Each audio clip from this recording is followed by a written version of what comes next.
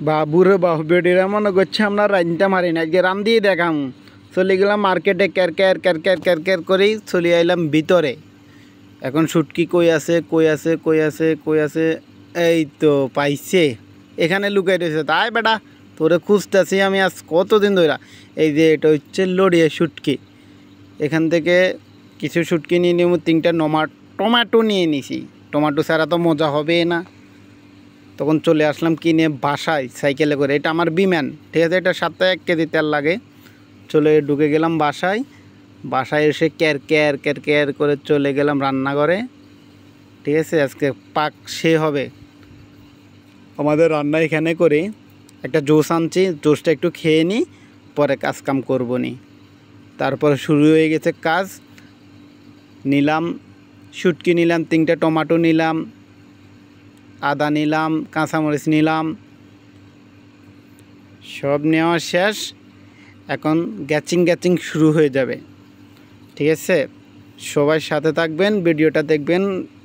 পানি কিছু গরম দিয়েছি শুটকি ধোয়ার জন্য। শুটকি না ধুলে তো ভালো করে গরম পানি দিয়ে না ধুলে বালু থেকে যাবে। এই শুটকিগুলো কাটতে 3টা ছুরি লাগছে, মানে এত শক্ত শক্ত মনে হয় যে শুটকিগুলো বানাইছে হ্যাঁ মরে গেছে, হ্যাঁ আর বাঁচে নাই। গরম পানির ভিতরে দিয়েছি, পানি গরম হয়ে গেছে, একটু লাড়ায় চাড়ায় নামায় ফেলবো আশা করে।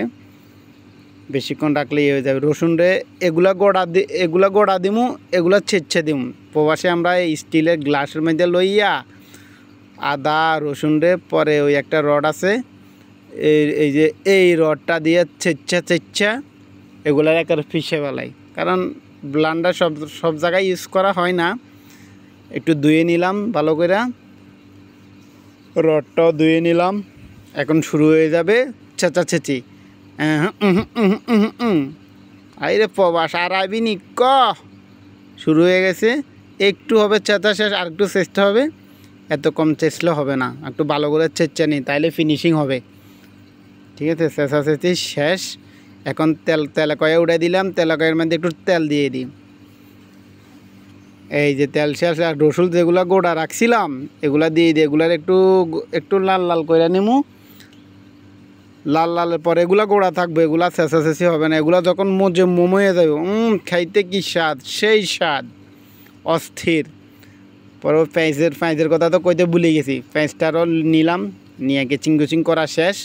কারণ আমার ক্যামেরাম্যান নাই, এগুলোকে এখানে শেষ। আদা লবণ টবণ যা আছে, কাঁচামরিচ টরিচ এখানে কুচাইয়া রাখছি। এগুলা লাল হয়ে গেছে রসুনগুলা, এখন এগুলা দিয়ে দিব। এই যে দেওয়া শেষ। এলেগুড়া খিচ্ছে কতক্ষণ মজানোর পরেই আসলটা।